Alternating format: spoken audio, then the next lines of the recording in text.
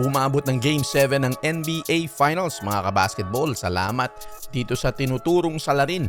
Ito daw ang pinakadahilan kung bakit natalo ang Thunder. At para sa Pacers, tinuturo naman ang ritual ni Pascal Siakam na naging dahilan daw ng panalo.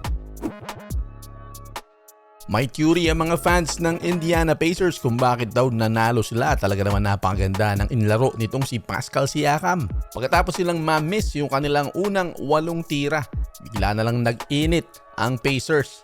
Kasama dyan ang dalawang impresibong play nitong si Pascal Siakam. Una, nakakuha sila ng steal at nauwi sa isang wild na fast break dunk nitong si Pascal Siakam. Pinosterize pa si Jalen Williams at doon na talaga sumabog yung Gainbridge Fieldhouse. At sa sumunod na play, na-beat naman itong si Pascal Siakam ang halftime buzzer para mabuo ang kanilang 13-9 Pacers run para isarado ang first half. At ayon sa mga fans, ito raw pre-game na ritual na ginawa nitong si Pascal Siakam ang nagpanalo sa kanila. Napansin nila doon sa pre-game huddle at final speech.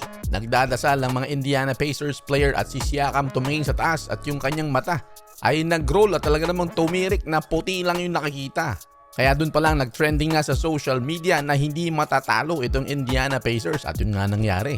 May nagsabi pa nga na nakipag-deal daw itong si Siakam. Isang do or die Game 7 ang naghihintay sa ating lahat ng mga basketball fans, mga kabasketball, dito sa Indiana Pacers laban sa OKC Thunder NBA Finals. Ultimate game na to, all in. Season on the line kanina, hindi naman nabigo itong Indiana Pacers.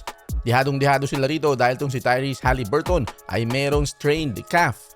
Double-double si Pascal Siakam at maganda mga inambag nitong si TJ McConnell. Talagang kinomplement niya yung hindi pagiging 100% ni Tyrese Haliburton.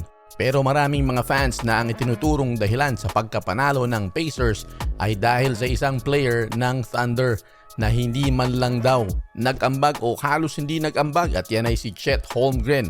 4 points, 6 rebounds, walang block, 0 free throws, 2 out of 9 mula sa field.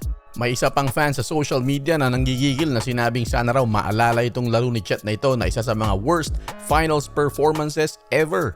Sa palagay ko, nakakalimutan din ng mga fans na nung isang laro ay natapilok itong si Chet Holmgren at ilang beses ngang tumumba. Baka yun ang dahilan.